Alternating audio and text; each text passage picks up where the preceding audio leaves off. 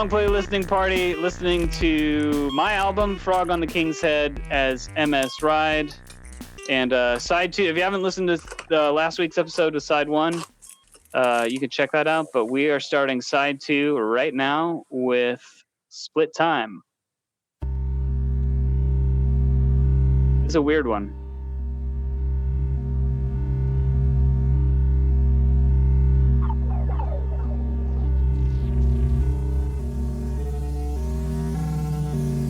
I kind of like, I tried to channel Marty a little bit on the vocal here, just for some inspiration. I can see that. This is along those lines. Like I could definitely hear Kisachi cooking up something like this for Marty.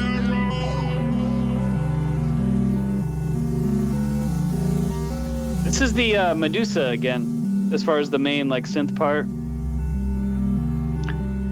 And the drums are the drum fills from the reverb.com Fleetwood Mac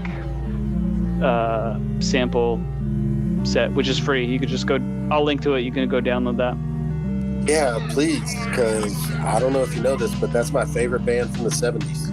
Oh, dude, do you download the Reverb when they do the What's That Sound series? Not very often, but I've heard of it. I just never really got into it. I love them. It's really nice acoustic drum samples. Nice. Yeah, I think I got like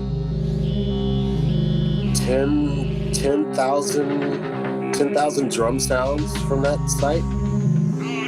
They have a huge package of vintage drum machines that I use a ton as well. That's also free. I have actually been lucky enough to dig into, I'm using Logic Pro when I make beats. Mm-hmm. So I've actually been really, really lucky that I've been digging into their drum banks.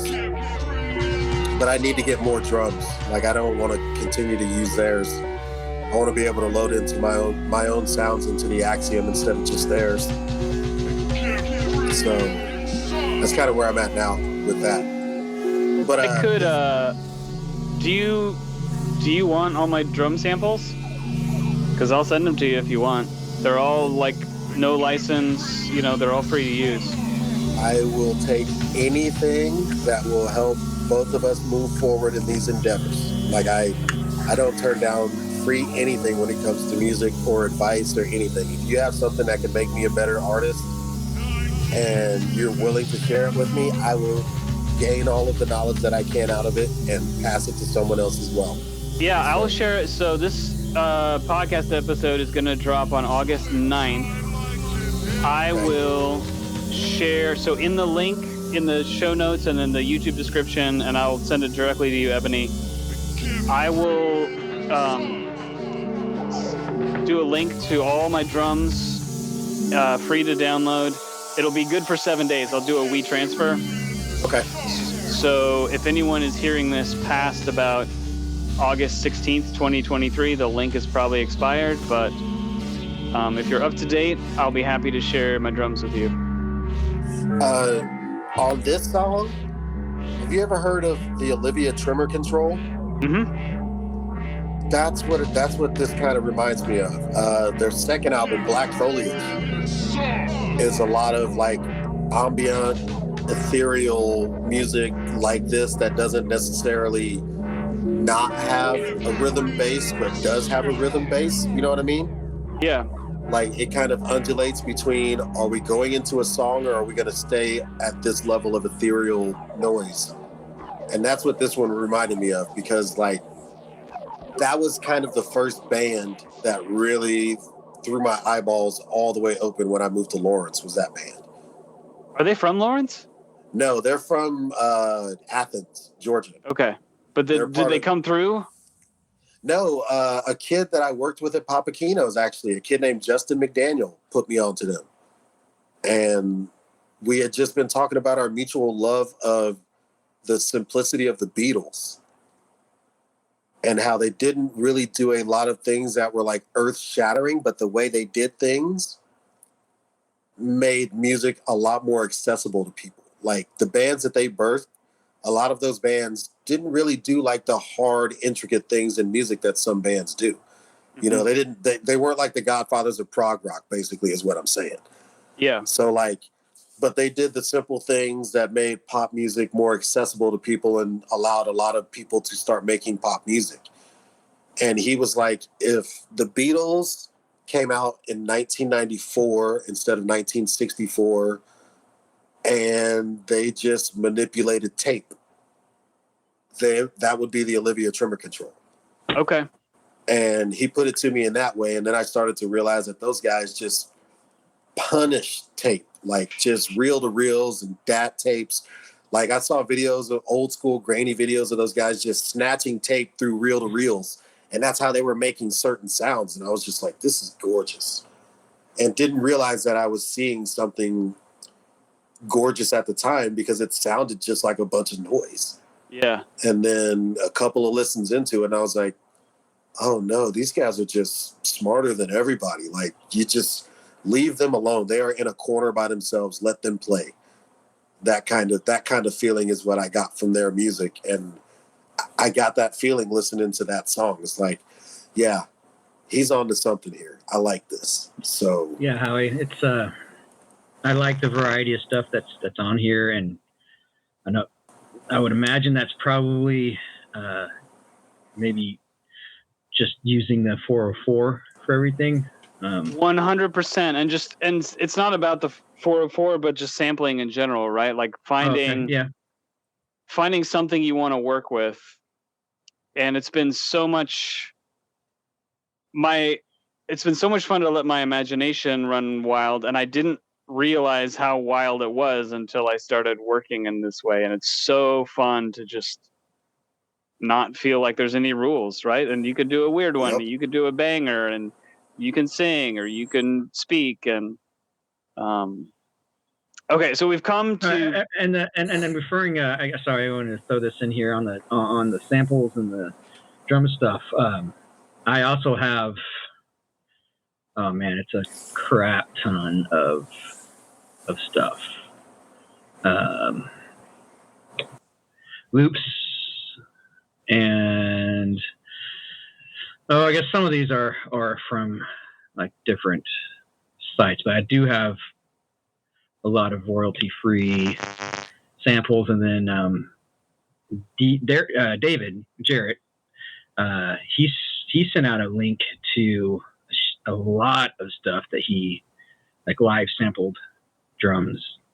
And so if you don't have that, I'll try to get that stuff together, and anything that I have that's able to be put up and just shared, I'll do the same thing. I use Dropbox or Google Drive. So I use Google Drive because Dropbox costs me too much money right now. Word. Yeah, I've got a bunch of stuff, different projects, collaborations where I have to have Dropbox. So that's yeah. But it's all right. But yeah, I'll put them on Google Drive, and then whoever has a link, they'll probably be on there for. I mean, once I start getting down to not a lot of storage, I might have to make some decisions. Sure, but it'll last for a while. It should be up there for a while. Yeah. So we're at Buckaroo Bonanza, and you guys, I'm real self-conscious about this one. Do you want the story like at the beginning, or do you want to hear it and then I'll tell the story kind of? I'm down with whichever way you feel comfortable doing it. Well, I'm not going to feel comfortable either way, but I have to explain this nonsense at some point. I might as well explain it now. I brought it up. So, yeah. Corey and I co-wrote this accidentally over email. And what happened was I told him I was working on this beat that reminded me of Beck. And I jokingly wrote 4 lines of Beck rap, as a joke, just in an email to him. And he replied back with like 8 more lines, and that's this song. So this is our loving, tongue-in-cheek tribute to Beck. It's my favorite bass line. Oh, nice. This project. That's literally the only note I have. The bass line again. These were some of these like Cold Fusion and this one. These were bass lines that were in dreams, and like it was the first thing in my head as I woke up. Man, I wish I could do that. I have those moments when it comes to certain samples. If I've been listening to music, then I'll keep a song in my head, and the whole time it's in my head, I'm just figuring out where I can break down parts of it to use. So I get where you're coming from, and then if it's right there fresh when I wake up, I hit the computer right after I use the bathroom and just knock it out real quick, and then I get on with my day. So I get it. But I wish One thing. Go ahead. I was gonna say I need more capacity to like do it with instruments instead of just like pulling the samples, because that's what I'm doing now, is just pulling a lot of samples and chopping them up as much as I can. You might consider getting a bass. AI, man. AI. Get out of here, the AI. No, you might consider getting a bass. There are really good basses available for really affordable price. I mean, I play a Fender Squier, a used Fender Squier that I got for like $200. I love it. I don't feel any kind of need for a nicer bass, nicer air quotes bass. Yeah, I mean, I just need something simple. I have all the gear, but I have 2 extra guitars that I might trade in just for a bass because I'm not using them.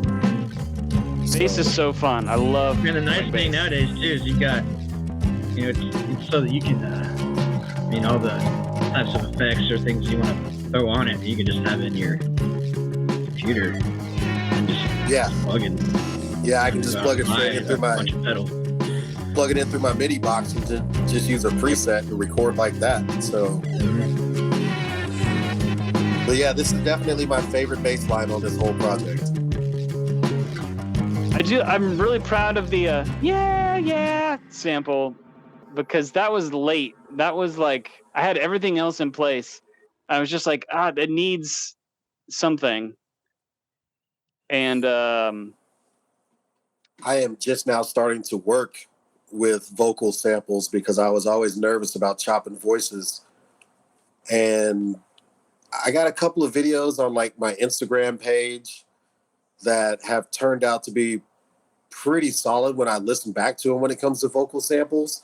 But I'm still super nervous about using them because I have no clue what I'm doing for the most part. And here's the secret, man. Effects are your friend. I'm piecing it all bunch of effects on it. So, yeah, I'm working on using the filters now and like quantizing and not quantizing stuff. So I'm really starting to dig into my programs right now.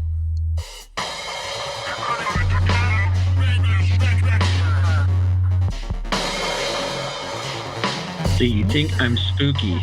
Do you think I'm spooky? Yeah. That's a Fox Mulder line in the pilot episode of X-Files. I was going to wonder if that's what it was. Ghost Mine would love that. Oh yeah, I watched X-Files for the first time like last year. Maybe I finished early this year. I really enjoyed it. I mean, because I love Mulder and Scully, and to a lesser extent I liked the later seasons all right, but I mean Mulder and Scully and just the relationship, I'm in, and yeah, the aliens and everything is fun, but like I'm just in on them as characters. Yeah, they're 2 of the better written characters out of any of the shows that were on when I was in high school and as a young adult.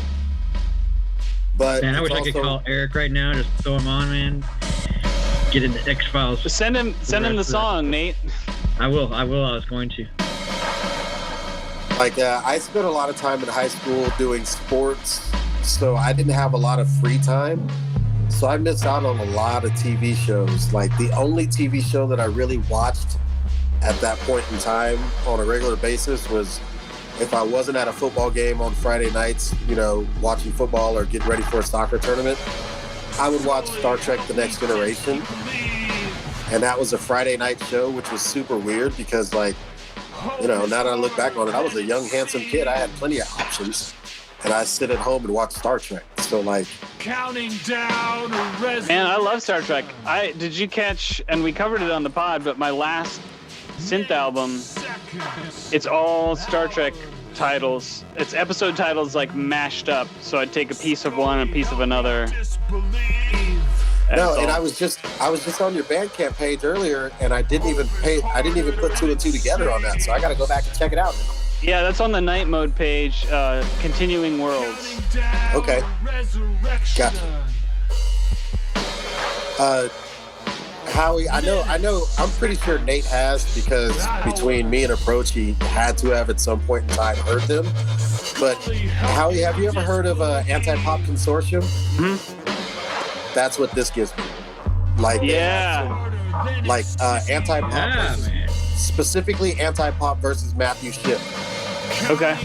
Like, if you ever get the chance, listen to that album, and that's one of those ones where they kind of slipped through the cracks, because I'm an Anti-Pop stan. I mean, like, I've paid $50 for import CDs from that group. So, like, not released in America stuff.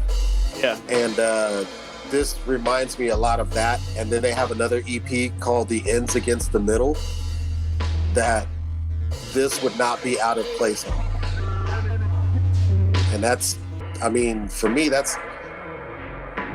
it's going to sound weird, but for me, that's like almost the highest praise I can give you on like this level of like instrumentation and musicianship. That's a huge compliment. Those dudes were so far ahead of everybody at what they did that it's kind of hard to recreate that sound and come back and be happy with it. But that is dope. Like, I really like that a lot. So thank you. I'm glad. Thank you on that one specifically, because I know that's a weirder one. On a technical, like, so I had the lines. That line just came to me. Scully, help me disbelieve hope is harder than it seems. Kind of flipping the roles of the characters around. So that was the rare case of like lines in search of a beat. But the technical idea behind the beat, I went back to the 404SX, and so that they don't have the subsonic effect for the Mark II yet. Hopefully in a firmware update it will come. But so I put the kick sample on the SX with the subsonic effect to make the bass line. So the kick and the bass is like one sound. Okay. And recorded that into the Mark II and then chopped it up. But that's how that one came together. See, and that's not something like as a fledgling producer, you know, I've only really been at it seriously about 3 years, even though I've kind of worked on it for like 10 or 15. But that's something that I have not, I don't have the equipment to like push certain things through certain modes to get it into the program that I want to use. But also I'm still trying to figure out exactly how to run with filters and like what particular filters to use on certain sounds and samples and like pitching up and pitching down. Like those are the things that I'm working on right now, that listening to that. It is good. But like listening to that is kind of like the direction I want to go when it comes to layering the sound. You know, I just want to make, you know, I kind of want to get a little more into ambient music, you know, oh God, what would be like the 9 Inch Nails stuff that Trenton Atticus did? The Ghosts, yeah. Ghosts 1 through 6 and stuff like that. I kind of want to do stuff like that and get more into that type of music. So I'm actually going back, and I got a buddy that's got all of Brian Eno's ambient work, so I'm going to get those from him and like using stuff like that and going back and listening to that so I can get kind of a baseline of trying to work on a project like that. Do it. I love it. And what like when I describe the gear setup, to me, I mean, I still think of myself as a very fledgling artist in this space too, but like, I'm not coming at it like, oh, I've got to have X and Y and Z to do something. All I'm doing, and this can work with any gear and any software, I'm looking at what I do have and just giving myself this little mission of like, oh, plug this into this. Try what happens if you do this effect, or like, it starts with like really small technical ideas based on exploring or pushing the limits of like one narrow aspect of whatever I'm working on. Yeah. So like going back to that Continuing Worlds album, all the time on there, I would just be like, okay, I'm going to do a song using the random LFO. I don't know. That's just going to be my starting point. Whatever I do, I'm going to get that random LFO going. And then I'm just going to noodle around until something catches my ear, Okay. and get a song out of that. Right. So, and I do that. I mean, I do that with chords on the guitar. I'll be like, okay, C sharp minor 7, that's going to be in the song. Play that. And then, well, where does it go from there? And I get so much mileage out of just tiny little like technical ideas like that. And sometimes you even lose the original thing, and that's totally fine. Like, it's just, I don't like the blank sheet of paper. I need a little something, a little limitation, a little gear thing. I need something to get started. And then the imagination can take over. I'm trying to incorporate that approach more. I'm a lot like that too. I let my mind kind of put a room together so I can compartmentalize what I'm doing. And then I just throw stuff in there and I see what sticks to the walls. And maybe there's a poster on the wall, and maybe there's a picture, like I never really think about putting something together in a certain way because I'm not very specific about that. I write the rhymes for that. Mm-hmm. Like the rhymes are very specific. I just kind of need the beat to be the boat on the water. And I need the rhymes to pilot the boat. You know what I mean? Man, what is say more about what does that feel like, the boat on the water? Just something that sonically isn't going to create so many waves that you can't really have a safe ride on the boat. You know what I mean? Like I don't want to put something out there that's going to be choppy already that somebody's going to listen to and be like, I didn't like this. Not necessarily that they're going to love everything that I put out, but I don't want to put out something that's like, to everybody. So sticking with the non-core. And like everybody's the water. And then if I give you the music, then I'm putting the boat on the water. And if the water's not choppy, then I can sail the boat across the water. And it's a weird analogy, metaphor, however you want to put it. But it's the way that I kind of look at music as, yeah, I can do this, but I'm doing this for you. And kind of to put a little... I'm listening to this, 100 times a day, trying to make 1 3-minute piece of music that you will actually want to enjoy for the 3 minutes of time that you listen to it. But also, just like the water, it's out of my hands once I'm in the boat. Could be a storm, might not be anything. I might want to use the wind sails, but there's no wind. I might just be out there in the water. So I kind of look at it like that. Somewhere between sailing a boat and playing baseball is my music style. Cool. So I was going to put a little spin on that boat analogy, which is you're wanting to give people something to like an anchor. Yeah. Like you might get crazy, it might get choppy, but there's always something, some sort of North Star, something that is there for you to hang on to, or get back to kind of,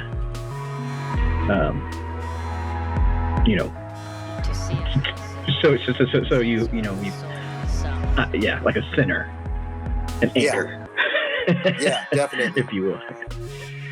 Yeah, if they know exactly, if they know where you're coming from and how you're doing it, they're generally a lot more receptive to it. So I try. And I'm trying to use the approach of,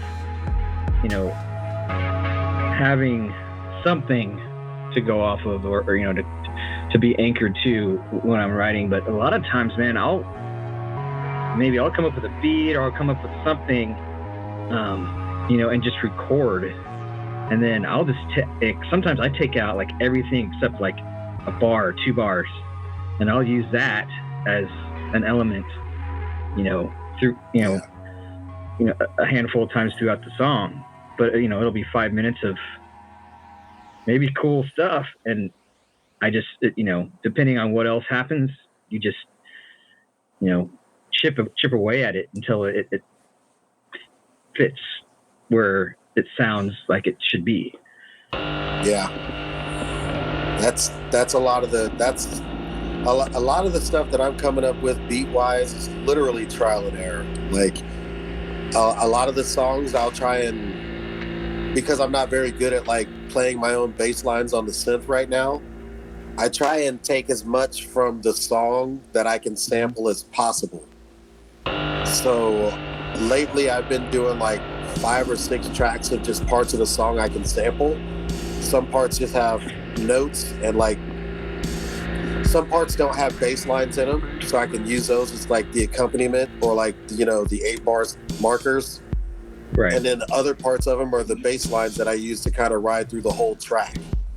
And then I just add some drums after that, which I've been doing just on video screen without the Axiom a lot of times, because I always end up having to move those notes, because for some reason my Axiom only goes at like maybe a 1/10 of a second slower than the actual like BPMs that I'm trying to make the beat for, so I always have to move the drums. So it never really sounds like excellent, but once I get the drums in the right place, it all sounds good. But a lot of the stuff I've been doing lately has been 3 or 4 samples from the same song that I've just made into a different beat with a it different sounds like set a of drums. latency thing. Just a little. Go ahead. I think it is, because I'm putting my Axiom right into my computer and not through my MIDI box. So I think if I got it to work through my MIDI box, I probably wouldn't have that problem. But I'm just experimenting with this right now because I want to move this from my kitchen nook into an actual room and make a proper studio. I just don't have the money to do it right now. So I'm trying to make sure that I don't use as little space as possible is what I'm trying to use. Because I don't have a lot of space, weirdly enough. For a guy with a 3-bedroom, 2-bathroom house, I don't have a lot of space. So it's crazy how quick it gets eaten up with this and that. Oh, and you mess with like your buffer size and stuff? Yeah, I've tried a lot of different stuff. I just haven't really gotten into it because I figure that what I'm doing right now is working. So in order to keep my learning curve going up so I can get to a point where once I start using my MIDI box a lot more and like plugging in through that, then I can just have a smoother transition. Because if I do it now, I know I'm going to get frustrated and just start and go back to what worked, instead of like making sure that what's working for me now will work on something else. Yeah, a lot of people go down that rabbit hole too of like, oh, this should be, I want as little latency as possible, and just go on and try to find how to do that. And I'm sure that that's important in a lot of different applications. Yeah. But for me, it was never, as long as I'm close, like nudge here or there, forward or backward. I mean, I do that regardless sometimes, just because of the different feel. like just a little bit of nudge, like maybe you want a little bit of you know, something behind the beat or ahead of the beat, you know, like I'll do a lot of that. Like, you know, I'll play something that's, you know, quick, but then I'll end up just kind of moving it, even if it's technically right on the beat, right with the kick, blah, blah, blah. Yeah. So, I mean, as long as I've got it close enough, like you said, there's no reason to put up a roadblock for yourself when you can. Yeah, and that's what I'm trying cruising, to you know? avoid. I'm trying to avoid that, like, musician's block that you get into where, like, you're trying to do something different, and then you get into your head that since you couldn't do it immediately, that you just can't do it. You know, like I get these moments of like everything's working great, and then I'll try and make something the same way I've been making everything else, and it doesn't work, and I'm like, man, I don't know what I'm doing, and get super frustrated with myself, and then I just have to take a day or two and just walk away and like sit down and read a book and just kind of get my mind off of like the thing that I'm screwing up with, which, as it turns out, isn't really a screw up. It's just me not knowing how to communicate with myself how I want to manifest outwardly what I want to do with this. Yes, it's new information, right? Yeah. And frustrations are growth edges. Oh, that's the one thing where, like, when I get frustrated, I am the worst person to be around. No, I am too. I'm not saying I handle it gracefully. Carrie Ann will tell you, but yeah, I mean, Amber calls it tunnel vision. She's like, you know, like, if there's something I'm trying to figure out, you know, it's hard to get me off of that. Yeah, and I mean, it's good that you guys actually have someone in your life on a regular basis that can notice those things about you. Like, I don't have anybody to do that for me down here. So when I get stuck in it, it takes days. And I feel like I can't do anything right. And then all of a sudden it's like, dude, you've been doing this for over 20 years. Obviously, you know what you're doing. Like, calm down, walk away, go back to the drawing board, figure it out, because you don't need it for this. This is easy. Like, this is not life or death. This is you doing what you want to do. So don't get frustrated about it, because everybody gets frustrated about it. So, like, once I realize that I'm one of a multitude of people that has that same mindset and frustration when it comes to it, I relax, and as soon as I let it go, everything works.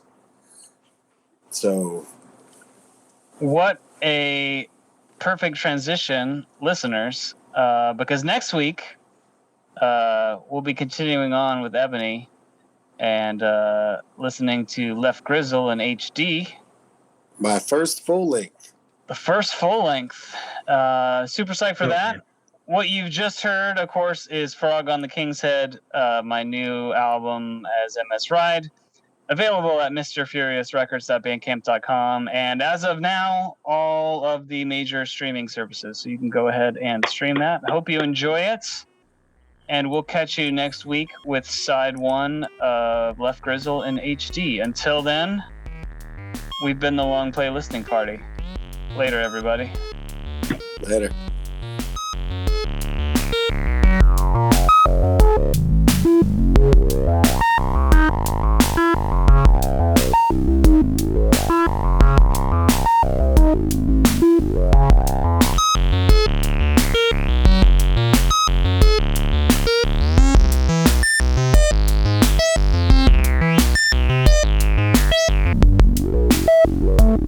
You